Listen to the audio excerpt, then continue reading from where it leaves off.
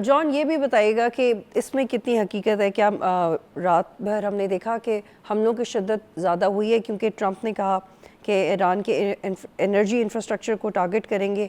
क्या अब तक हमले हो रहे हैं? जी, हमले चल रहे हैं। इनफैक्ट बहुत खतरनाक हमले ईरान ने भी किए हैं और खतरनाक हमले उनकी तरफ से भी हुए हैं, नो डाउट।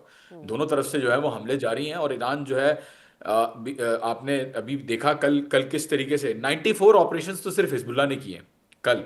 आप ये देखें उनकी जो रिपोर्ट है, अगर आप पढ़ें, मिरखावा टैंक्स 48 से ज्यादा उन्होंने मिरखावा टैंक्स, उनको अगर हम छोड़ भी दें तो ईरान ने दिमोना के ऊपर दोबारा हमला किया, राबात ओरिन प्लांट के ऊपर हमला किया, तेल अवीव के अंदर जो मोसाद का हेडक्वार्टर था उसको दोबारा निशाना बनाया, जो हाइफा के अंदर और इलियाद के अंदर जो अहदाफ थे, ऑपरेशनल सेंटर्स थे और जो इंफ्रास्ट्रक्चर था उसको भी निशाना बनाया। तो कॉन्स्टेंटली ईरान कॉन्स्टेंटली, और अल सालिम अली अल सालिम भी इसके ऊपर और प्रिंस सुल्तान एयरवेज के ऊपर भी कल जिस तरीके से हमला हुआ, तो ईरान कॉन्स्टेंटली जो है वो उस चीज को चला रहा है और इसराइल और अमेरिका भी इस चीज को कॉन्स्टेंटली चला रहे हैं। अगर कोई सेसेशन ऑफ हॉस्टिलिटीज होनी होती तो बैक एंड पे पार्टीज जब बैक टॉक्स कर रही होती तो थोड़ा सा गुडविल जेस्चर दिखाती है एक दूसरे को कि नहीं यार, लेट्स कीप इट डाउन। एक दो टैक्टिकल स्ट्राइक्स हो रहे होते, बट इतने full scale full blown war जो है वो नजर नहीं आ रहा होता। तो ठीक। नजर भी ऐसा ही आ रहा है कि Iran is not negotiating at this point, and expectation चल रही है कि अमेरिका जो है वो कोई ग्राउंड ऑफेंसिव करेगा ईरान के ऊपर, कोई बड़ा हमला करेगा।